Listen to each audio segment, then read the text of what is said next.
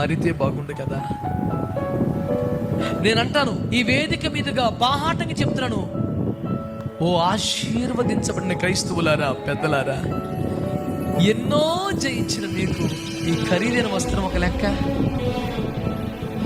ఎన్నో జయించిన మీకు ఈ పాస్త వెండి బంగారం ఒక లెక్క.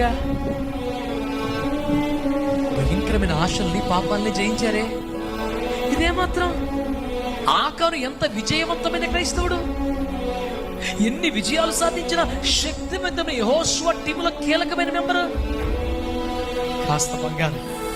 వీళ్ళు కూడా చాలా మంది ఏ పాపం చేయరు, అస్సగించుకుంటారు పాపాన్ని, పరిశుద్ధతను కోరుకుంటారు, కానీ బంగారాన్ని మాత్రం జయించలేకపోతున్నారు, వెండిని మాత్రం జయించలేకపోతున్నారు, ఖరీదైన బట్టలు జయించలేకపోతున్నారు, మిగుల వెలగల వస్త్రాలు వద్దని దేవుడు చెప్పినా దాన్ని జయించలేకపోతున్నారు. షాప్కి వెళ్తే ఉన్న వాటిలో ఏది బెస్ట్ అని చూస్తావు తప్ప ఏది లీస్ట్ అని ఎప్పుడు చూడ.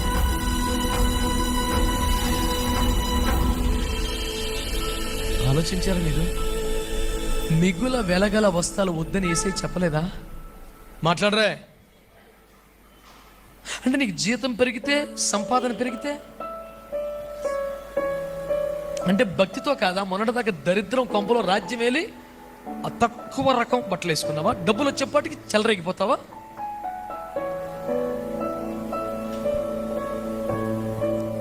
దైవజనులు, పెద్దలు అందరూ ఆలోచించాలి.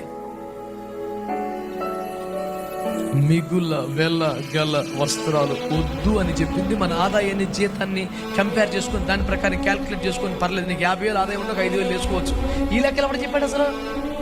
చూడగానే కాస్త నిరాడంబరంగా ఉండాలి అనే భావన కోసమే కదా చెప్పింది సంఘంలో. యాక్చువల్గా 5,000 రూపాయల జీతం అప్పుడు 3,000 రూపాయలు షర్ట్ కొంటే తప్పుగానంటే ఇప్పుడు 50,000 కొనొచ్చు. ఎవరికి కావాలరా బాబు ఈ క్యాల్కులేషన్స్ అన్ని? దేవుడు